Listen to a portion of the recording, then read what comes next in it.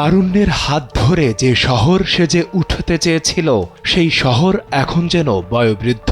অভ্যুত্থানের পর শহর সেজে উঠেছিল গ্রাফিতি আর আলপনায়, কিন্তু বছরখানিকের ব্যবধানে গোটা শহর এখন যেন নির্বাচনী মঞ্চ।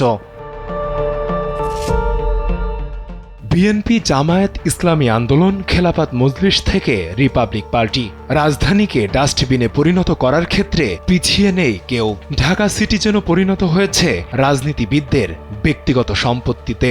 অ্যাকচুয়ালি ব্যানার সেটা রাজনীতিক হোক বা কোচিং সেন্টার বা অন্যান্য সেকশনের হোক না কেন, ব্যানার ফেস্টুনটা অপ্রয়োজনীয় এবং এটা পরিবেশের জন্য ক্ষতিকারক। যেমন আমার পিছিয়ে যে ফুটওভার ব্রিজটা দেখতে পাচ্ছেন, এটা আমি বিগত 1 মাস ধরে এখান দিয়ে চলাচল করছি কলেজে ইন্টার ফার্স্ট ইয়ারে, কিন্তু কখনো এটা আমার লক্ষ্যে পড়েনি, কারণ এত পরিমাণে ব্যানার দিয়ে ঢাকা।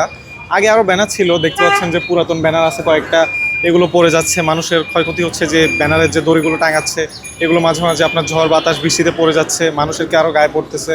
বা এই ব্যানারগুলো যে পরিমাণে লাগাইতেছে বা ফেস্টনগুলো লাগাইতেছে, এগুলো কিছুদিন পর পর অবক্ষয় হয়ে যাচ্ছে। এগুলো আপনার রাস্তাঘাটে এখানে ওইখানে ময়লা আবর্জনার সৃষ্টি হচ্ছে।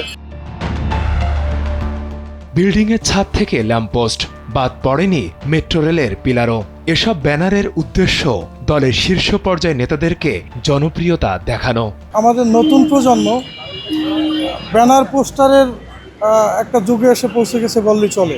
বাংলাদেশের প্রত্যেকটা রাজনৈতিক দলের প্রতি আমি এদেশের একজন সাধারণ জনগণ হিসাবে আমি দাবি করব, যত অর্থ এই নির্বাচনকে কেন্দ্র করে আপনারা এই ব্যানার পোস্টার ফেস্টুনের পিছনে আপনারা ব্যয় করেন, এদেশে অনেক প্রতিবন্ধী, অনেক অনাথ, অনেক এতিম, অনেক পথ শিশু, তাদের পিছনে এই টাকাগুলো যদি আপনারা ব্যয় করেন, আমার মনে হয় স্বয়ং আল্লাহর তরফ থেকে একটা ফয়সালা আসবে। উন্নত বিশ্বের দেশগুলো যেখানে ব্যানার ফেস্টুন ছাড়াই আধুনিকভাবে প্রচার করছে, সেখানে 2025 সালে দাঁড়িয়ে বাংলাদেশের রাজনীতিবিদরা পূর্বের চেয়ে কয়েক গুণ বেশি ব্যানার নিয়ে মাঠে নেমেছে নিজেদের প্রচারের জন্য।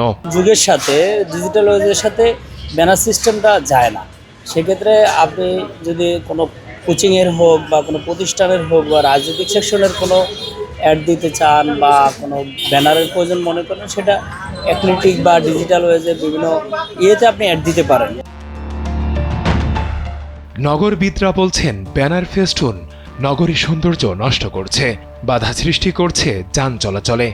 একদিকে উঁচু উঁচু বিল্ডিংয়ের কারণে ঢাকার মানুষ আকাশ দেখতে পারে না, অন্যদিকে নির্বাচনের পূর্বেই ব্যানার ফেস্টুনে ভরে যাচ্ছে ঢাকার আকাশ।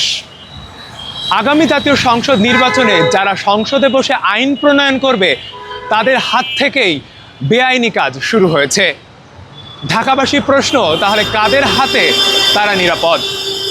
ফেরদৌস সাগর, সময়ের আলো, ঢাকা।